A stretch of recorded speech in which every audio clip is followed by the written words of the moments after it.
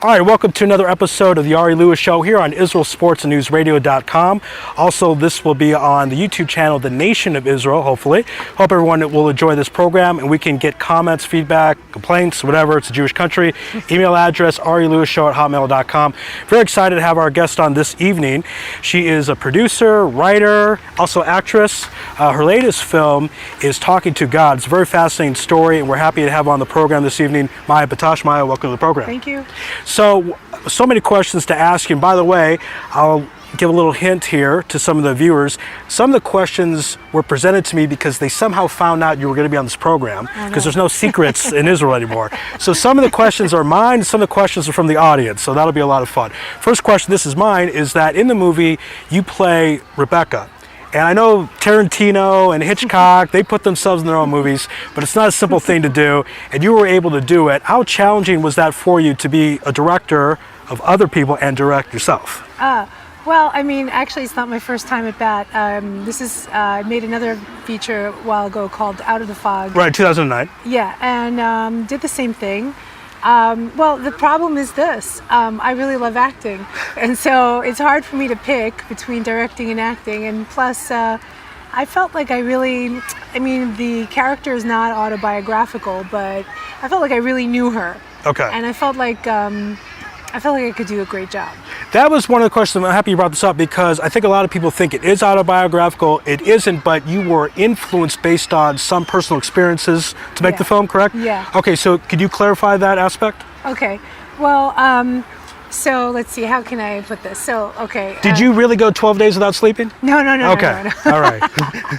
No. I'd be impressed if you did. I go like a day without sleeping. I'm not a happy person to be around. So if you did 12, I'd ask you, how did you do that? Yeah, no. Okay. Thank God. No, thank God. Sleep's important? I was going through like a challenge in my life. Okay. And I did meet up with a friend who did kind of get me to start learning the Garden of Emunah with her. Okay. But it wasn't the situation like in the film. And the book did change my life. Okay. And another friend actually did invite me to go with her, with a group of women, to Uman. And that trip also was very transformative. And so that part of it was, that's the inspiration that, brought the character. But of course I embellished and I made up things that weren't there. And she's not me, but she was inspired by me. Let's put it that way. Okay, that's a fair thing to say. And regarding filming locations, there was obviously flat out, they'll tell the audience it was filmed in Staten Island. Not flat out. No, we did film in Uman a little bit. Okay. Yeah. So and in Brooklyn. Okay, so the scenes that take place in Uman in the film, those were filmed in Uman? No. Some of the outdoor shots were done in Uman, but most of the indoor things were done in either Staten Island or in a studio in Brooklyn. Okay, and the filming in Uman, did the people, the residents in lovely Ukraine, were they all freaked out? Hey, what are you doing here? I know they're used to seeing Jews, but that's at this certain time of the year, not, when did you film it? What part of the year? We filmed, in Uman, we filmed in the summertime. Okay. And, a lot of them... They thought you got there early, I guess. A few months early. No, well, the thing is, at that point, I was a big fan of going to Uman, and a lot of them kind of knew me at that point. Oh, okay. So they weren't surprised to see you. They were just kind of, oh, hey, it's her. What is she doing with that camera guy? And most people were very friendly, and there was a lady, though, that I think she had memories of old communist Russia, and she was very fearful. Okay. And that's why I'm asking the question, because you see the camera, what's going on? Yeah, and so when she found out that there were people going into apartment buildings and filming inside, she actually came over to me and she said, "Don't do this. Oh, wow. Stop doing this." Okay. And did you say back, we're making a film, so don't worry about it? No, I don't think she would have understood. She was traumatized by stuff from the past, so I just said, okay. Okay. That's why we didn't do more than what we did in Uman. Okay, but you were able to obviously get some shots, make the film more authentic. Yeah, we got a lot of good outdoor shots, a lot of ambiance. Yeah. Okay. One of the questions I got a lot from the viewers in advance, interesting enough, is your inspiration to make the film. Obviously you mentioned personal experience, but was there something else? What really kickstarted you to do it? Okay. It was my second trip to Uman. The first trip was just this crazy, mind-blowing experience. Not at the time. At the time, I was just there. My first trip, I didn't know what I was doing there. The women, some of them were a little bit, let's put it this way, unusual. Okay. And, all right. Fair thing to say. And I didn't really feel like I fit in, but I was there, and it just kind of brought up a lot of stuff. And when I came home, I felt very, very different. I couldn't even explain it. Okay. And they say when you go to a kever of a tzaddik, but especially to Rabbi Nachman, it's kind of like when you're boiling a vat of soup. All of a sudden, like all the icky stuff comes up on the top. So it's like when you go to a kever of a tzaddik, it's like all that stuff that's maybe underneath the surface that you're not even aware of that you need to work on comes out, so you could be aware of it and heal it. So that's kind of what happened to me on my first trip. And then I went a second time a while later, and on my second time I was already very, very, like I saw the beauty of going, and something kind of came into my head. I should make a movie about this. I had no story. I had no idea what the movie should be. I just knew I should make a movie about this. Meanwhile, I was writing something totally different. I was writing this other comedy that didn't even have a spiritual component, nothing. And this idea came into my head, and then it took me over. And then I put everything aside, and I just did that. And to your knowledge, is your film the first one about Uman Rosh Hashanah? Well, I know there are people who've made films about, documenting the experience, showing the crowds and, the excitement. More documentary style. Yeah, but Okay. I think this is the first one where there's a story, where it's like a fictional story, but it's also kind of inspired by some truth. Yeah. Again, this is the Ari Lewis Show here on Israel Sports and News Radio, also on the YouTube channel, The Nation of Israel. Our guest this evening is Maya Batash. So when you are looking for actors and actresses to be in the movie, what is your sales pitch to them? Hey, I'm going to make a movie about Uman Rosh Hashanah. Want to do it? How did that work out? How did you get the cast together? Okay, well, first of all, something you should know about actors in New York, they're the ones trying to sell you, not the other way around. All right, good to know. Every actor wants a job. Okay, so, we'll have to remember that. Yeah. Somehow we'll use it, maybe. Yeah. So actually, like what I say about the entire making of the film, there was a lot of personal prayer involved. Okay. About every aspect of it, from the writing of it to everything, to getting the right crew together, the right actors. So I would say the first thing that I did to make anything work was I prayed. And then we had some great messengers. We had a great casting director called Todd Thaler, who is actually very well known. He's cast some movies with some big stars, and we were really lucky to get him because my producing partner knew someone who knew him, and he did a great job. Wow, okay. Yeah. Are you able to say some of the other people he's worked with, or he likes on the DL? I believe he cast a film, what's it called? Made in Manhattan. Okay. With Jennifer Lopez and Ray Fiennes. So he's worked with a lot of famous people, obviously. Yeah. Okay. Yeah. Was that helpful or surprising that you're thinking, you know what, I think this film is on the right track because we can get this guy aboard? Was that inspirational to you? You thought, okay, we're in the right direction?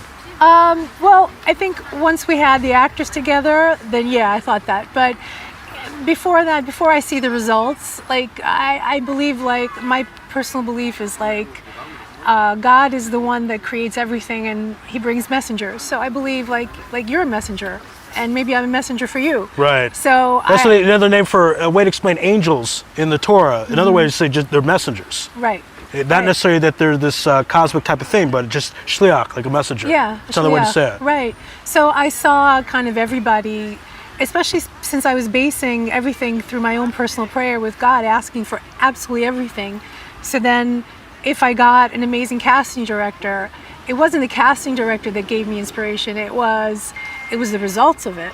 But yeah, it was nice to know that someone like that was inspired by my film enough to work on it, because I guess he didn't have to be. How long did it take for the actors and the filming process to be completed? I know there's the filming part and the editing part. Together, how long would you say it took? Well, there was some pre-production time, which is the planning part. And I forget already how long that took, but the labor of love, right? You don't count the hours when it's a labor of love. No. Yeah. Okay. That's a good answer. Yeah.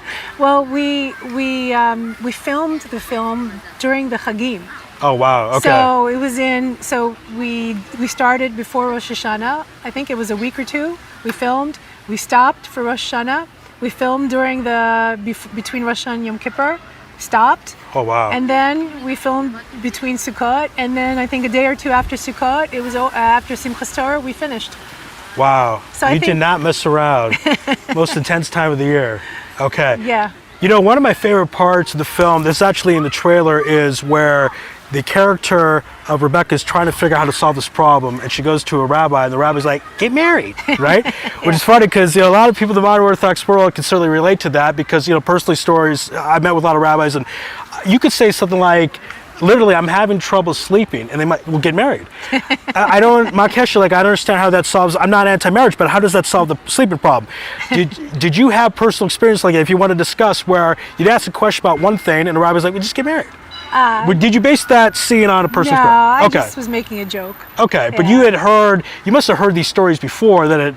I kind of like thought, you know, it's just like the basic Jewish way of looking at you know, if you could talk to any Jewish person and you know, over the age of, I guess, 40, and they see a person who's looking for who has problems and they're not married, they're probably going to tell you, go get married, you'll feel better. Right. You know.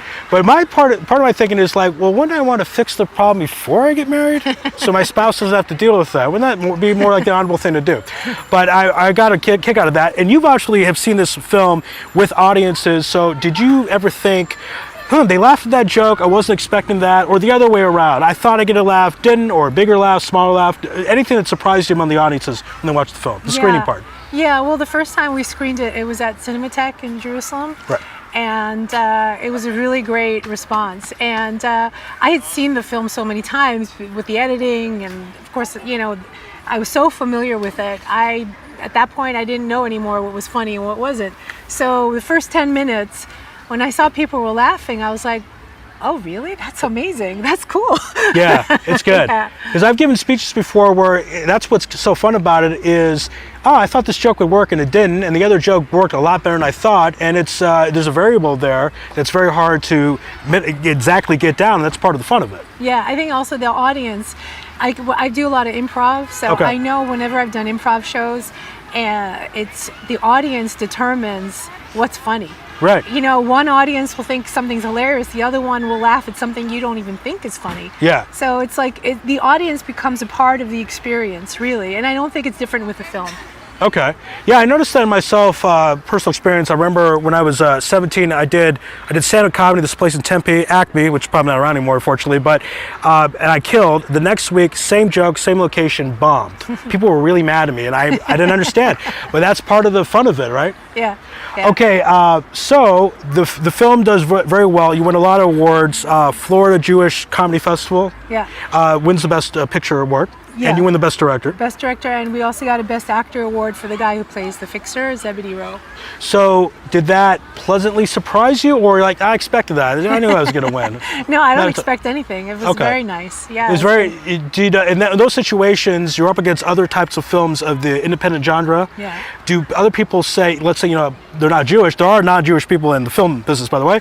Do they come to like, you know, I'm not Jewish, but I like that. Any compliments like that? A lot of people like that. Okay, so tell us about that. It's not just like a film. It's not really like a film about Judaism. It's a film about life, about how to get through life when you have challenges, how to be happy, and I think that's universal. Like it's based on the teachings of Rabbi Nachman, who was a Jewish philosopher, Rebbe, another way. mystic, philosopher, guide, whatever you want to call him, teacher, but it doesn't matter. I mean, I don't really talk about Judaism in the film. What I talk about is what Rabbi Nachman talks about all the time, which is about emunah, how to be happy, how to elevate yourself when things are not going well. And I think that's universal. So thank God I had a lot of non-Jewish people saying, I've had people who are Jewish and say, I'm an atheist, but I loved your film. Or non-Jewish people saying, I really learned something that can help me, and it's not something I'm teaching. This is all teachings of Rabbi Nachman. Okay, again, this is the Ari Lewis Show here on Israel Sports and News Radio, also on the YouTube channel, The Nation of Israel. Our guest this evening is Maya Batash. So one of the things I'm really happy to speak with you about is that you would call yourself an Orthodox Jewish woman. Is that fair to say?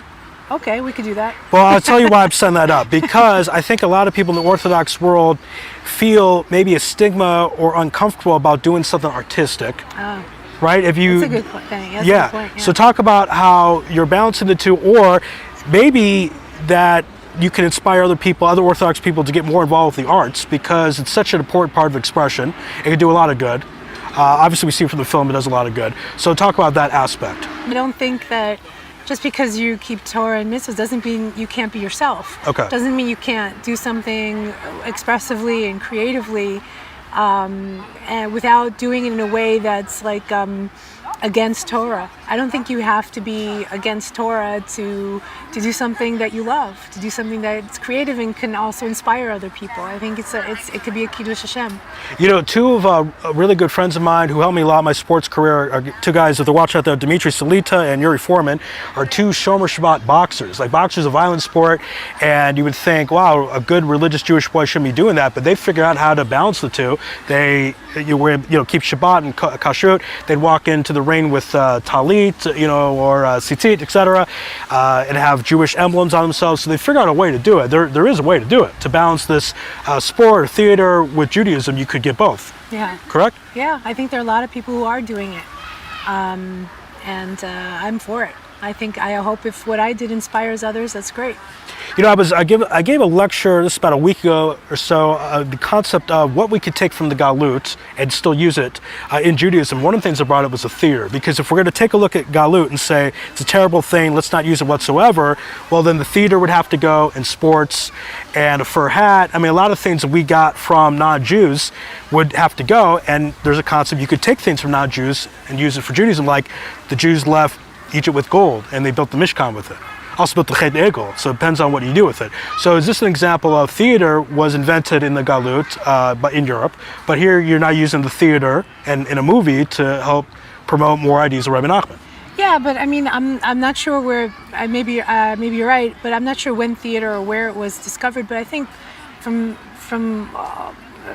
the beginning of time, people were telling stories and possibly acting it out among themselves. So I think it's like a natural thing. I think it's fun. You don't want to give Shakespeare credit for that? I don't think Shakespeare started it. That's true.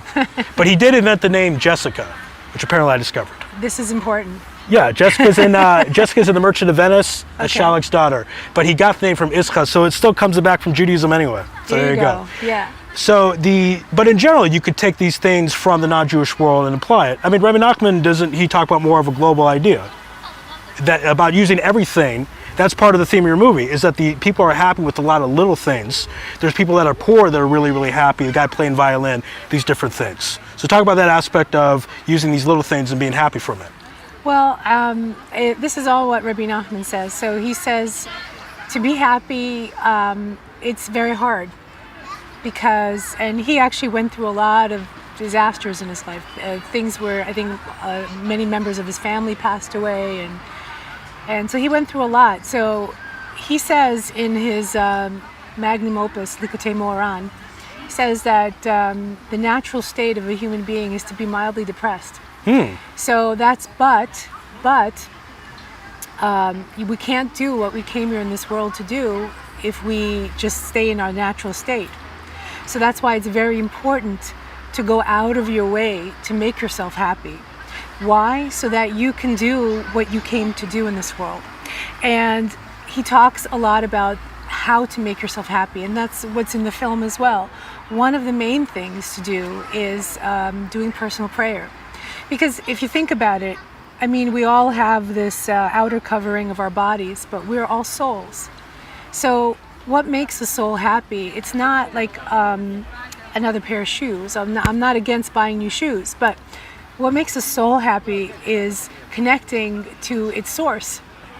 So when we do personal prayer, when we talk to God in our own words, it's basically our soul is connecting to source. It's kind of like our cell phone is recharging. We are the cell phone, we're recharging. And it's very, very hard to be happy when we don't have this regular practice of reconnecting to our source through talking to God in our own words, telling him everything, whatever is going on in our lives, whether it's gratitude, whether it's difficulties, whether it's asking for help. This is the true source of happiness, and the happiness comes as a gift after connecting to Source. That's one of the main things he says. And the other thing he says is that after doing that, then you have to come up with things to make yourself happy. Because 1 hour a day, he says, talk to God, reconnect to your Source, and then the rest of the other 23 hours, go out of your way to do whatever it takes to make yourself happy. And that's why Rabbi Nachman talks about the importance of singing and dancing, because it lifts us up. And it's not because like it's some hokey pokey thing to do. It's because these things lift us up. Wow. Again, this is the Ari Lewis Show here on Israel Sports and News Radio, also on the YouTube channel, The Nation of Israel. Our guest this evening is Maya Batash, not Jessica Batash, but Maya Batash. But this is something I want to clarify, because I have seen people take these teachings and, in my opinion, use it incorrectly, meaning somebody gets drunk every single day and they say, well, that makes me happy. I don't think that's what Rabbi Nachman meant. Not that I can say for sure, but... No. I mean, he says do things, I mean, in a positive, healthy way. Okay. That make you happy. Like dance, I think that's pretty healthy, or sing, or if you enjoy doing an activity that's healthy. I don't think destructive activities are what he was talking about. Okay. All right, just to clarify, for some of the people out there watching. So here's a question where I thought for a long time, I've told a couple of my friends, and since you're a person that studied Rabbi Nachman a lot, I will ask, do you think Rabbi Nachman himself was clinically depressed? Oh, you know what? This is the second time I've heard this in the last week. Someone else told me this. And I Okay, was so it's a little sign. bit like, whoa, what the heck? I've heard this for years, and I didn't really want to bring it up. I didn't want to offend people, but you know what? We're going to keep it real on this show. We talk about a lot of things, a lot of controversial topics, and I've heard this for years. I figured I'm going to use this question tonight. I have the theory, him being clinically depressed, and that when he was saying being happy, he was also telling himself that. Well, I think I have no idea if he was or wasn't. It's hard to know, but Sure. I know one thing. I know a lot of people, I know therapists, when they're healing a patient, they're really like healing themselves. Right. I know, The like, Robin Williams thing, right? yeah. You ever notice Robin Williams in all the movies? He's a therapist or a comedian, or there was something there. Yeah, if you look back on Yeah. it, you're like, oh, okay, I see what he's trying to do. Yeah, and I can also tell you, like teachers, people who lecture, when they lecture, they often say afterwards, wow, I was tested on the very things that I just taught.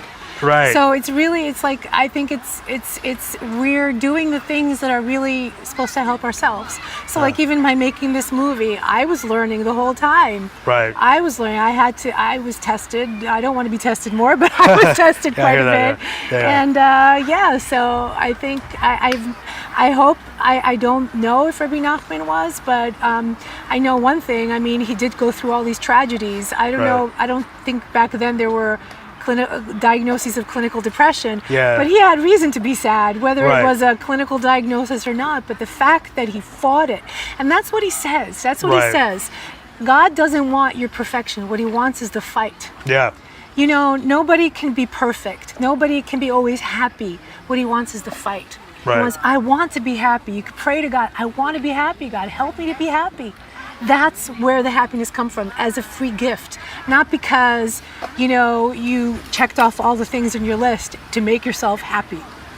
Yeah, I've told people that. There's a friend of mine, won't say his name, but sometimes he sleeps in too much. And I say, dude, that's not going to help you. Get up. And he said, I don't want to get up, but you got to some things I've told other people, you got to fight, you got to get up. So it's not, I'd always wake up in the morning and want to get out of bed and go to work. Yeah. And there's a lot of people like that, but I have my black coffee without sugar and milk, and I'm ready to go. Yeah. And regarding to Rabbi Nachman and clinical depression, I'll tell a story. A friend of mine's a psychologist, and this was 10 years ago. I said, have you ever noticed that psychologists tend to be crazy? So he said, he kind of smiled. He said, what type of restaurant would you like to go to? I'm like, what do you mean? He's like, you want to go to one where the cook loves to cook, right? I'm like, yeah, I guess so. He's like, yeah. He's like, therapists, sometimes they become therapists because therapy school is cheaper than seeing a therapist. So he's like, but it's a good thing, because since they want to heal themselves, then they're more likely to heal others. Yeah. That's what you're saying. Yeah, it's kind of like if you want to really learn how to be good at something, teach someone how to do it. Right, because you learn from your students. Right, teaching about that as well. So Rabbi Nachman, even if, let's say, was clinically depressed, would not mean to necessarily. That's why I don't like people say, oh, well, if he's clinically depressed, let's ignore his teachers. No, the opposite. More into his teachers, right? Right. Would you say that? But I don't know that I would use the term that clinically depressed, because I don't know. Everybody has ups and downs, you know? Okay. It's hard to know. I don't think back in the 1700s there was psychologists, psychiatrists to go to. Right. So He couldn't say I'm PTSD and get medication and go on disability and not have a job. He couldn't do those things back then, right? Just had to fight and go through. yeah, but a lot of the things that he teaches now we're discovering in even things like string theory. He talked about that back in the 1700s. He didn't call it string theory, but he talked about it. He said, like, for example, he talked about if you see a person that you don't love, look for one good point in them. And by looking for that one good point in that person, you change the person. This is like similar to string theory, which is like by focusing on something, and how you focus on it changes the reality, which is basically what they're finding now. But he was talking about it in Likutei Moharan in the 1700s. So, yeah. Wow. That's good advice. I need to try that myself. We'll see if it works. And he says, then why do you do that also? To do that for yourself. Right. If there's something you don't like about yourself, look at one good point in yourself, and it changes you. Right. There's a bunch of these books are coming out last generation, 25 years or so, about that you should make a list about all the good things you did today, because there's a natural inclination. You say it's a horror, psychology, whatever you want to say you're not good enough or you didn't do good things, and you write down, you're like, oh, okay, I'm not so bad after all type of thing. Again, this is the Ari Lewis Show here on Israel Sports News Radio, also on the YouTube channel, The Nation of Israel. Our guest this evening is my Batash. So let's talk about the aspect of, you made this film, and a lot of the questions I got in advance were, what's your next project going to be? Have you thought about that yet? Yeah, I have it. I have a next project, and that was the thing that I put to the side because this took over. But it's a comedy, and it's going to be putting together the experience of kind of like what you and I are experiencing, the people that we know in Jerusalem are experiencing, but it's a comedy. So I'm sorry I can't get more detailed than that, but it's a fun comedy about kind of what we're going through. That's probably needed, probably more than ever. Regarding the COVID pandemic, the situation, your movie was actually released a year ago. It was during the COVID time. No, it was, yeah, you're right. When it was released, yeah, I did my research. So, I guess how to explain it where you're like, oh wow, this movie that I worked so hard and put so much energy into it, it's COVID, what's going to happen? Did you go through those thoughts at all? Yeah, and that's kind of why I agreed to have online distribution. Okay. So, it was in the middle of COVID, so of course every filmmaker wants theatrical release, but at that time I kind of said, okay, I shrugged my shoulders. I said the most important thing is that people see this movie, and everyone here should watch this movie because it's life-changing. So, and it's funny. Yeah. But the point was the movie should get out there. So I'm okay. I'm okay with the online distribution that we have. We have a distributor, Random Media, and you can watch this film anywhere. You can watch it on Amazon, iTunes, Apple TV, Google Play, Fandango, and in Israel you can watch it on Vimeo. So that's pretty awesome to be able to, anyone can watch it whenever they want in their living room, and they don't have to even go anywhere. Do I still want it to be in theaters? Yes. It's a better experience, obviously. So if there's anyone out there who can help me do that, you're welcome to contact me. All right, so a few more segments. I want to save this part towards the end because we have some controversial questions for you in this way. If you're upset and walk out, we still got part of the interview, you know what I'm saying? But I still have my French fries. That's right. No, it's not going to be so serious, but I wanted to talk about I don't know if you say the elephant in the room or whatever, the idea that there are people that are not a fan of the custom of going to Uman Rosh Hashanah. There are people that really love it. One of my best friends has gone, I think, every year for 10 years. He asked me to go every year for 8 years in a row. I kept telling him no, so he gave up finally. Because I haven't left Israel in over 12 years. So talk about that concept because you have been there personally, you've experienced it. So I guess for the haters, the people that say not to go, what would you say to them? I think I wouldn't. I say if you want a transformative experience, I don't really have words for you. I don't have an entire intellectual discourse. But if you want a transformative experience, if you want to have something that could influence your entire year for the better, because the whole point of going there at Rosh Hashanah is because it's the head. It's the head of the year. And going to Rabbi Nachman during the beginning, it's supposed to influence not just your year, but also your thoughts. Because what's the bottom line? What makes a person happy or not happy? It's your thoughts. So you go there because you're going there at the head of the year to influence your head, to have thoughts that could lead. There's great music in the background. Yes. I hope you can hear me. It's okay. That's going to lead to like a better year, better thoughts, and a better outcome. So I can't tell you if you go 100%, you're going to win the lottery. I can't tell you that. Can't tell you 100% you're going to go, you're going to meet the man or woman of your dreams. But I can tell you this, it's going to change your life. And trust me, that's it. Have you gone to graves of the Tzaddikim before Rebbe Nachman? Have you done it before? What were some that you've been to, and compare that to, that was another question we got, by the way, in advance, so the importance of going to the graves of the Tzaddikim, and I know you're big into saying Tehillim, so talk about how that's a big part of your life. Well, I mean, I'm not a rabbi or rebbitzin or anything, but I could tell you that I think it's something special to go to a kever of a tzaddik and connect to the neshama of the tzaddik and ask for them to lift up your prayers. I think it's like going to a good doctor. It's like, who's the healer? God is the healer. But, you know, he's the... Doctor's the kli. Doctor's the kli. I'm not saying that tzaddik is a kli. The tzaddik is... what's a tzaddik? A tzaddik is someone who doesn't have, like, he doesn't have things that he did that were wrong.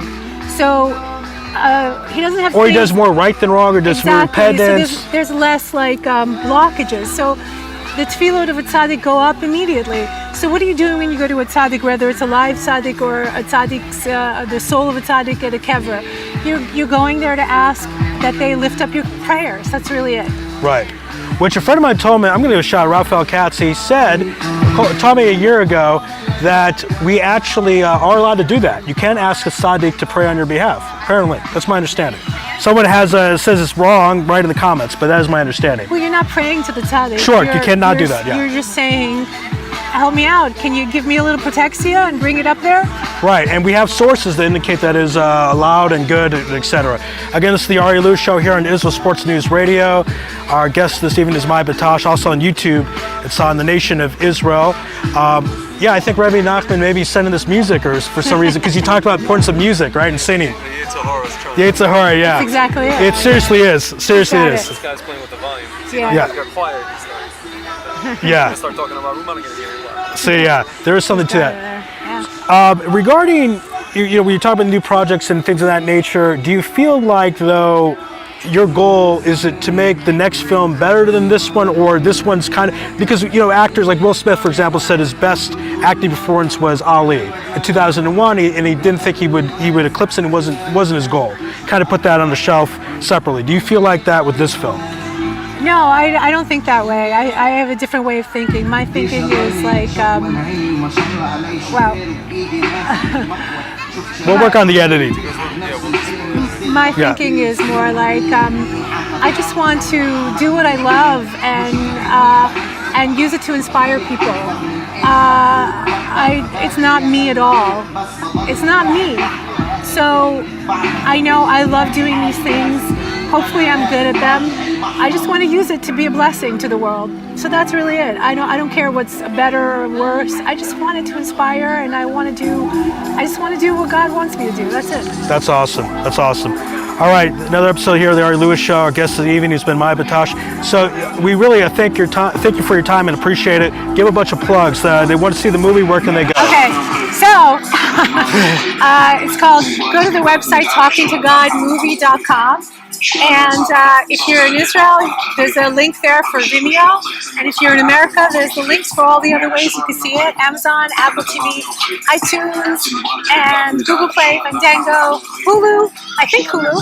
And if you like the film, please give a great review on imdb.com and Amazon or wherever you saw the film.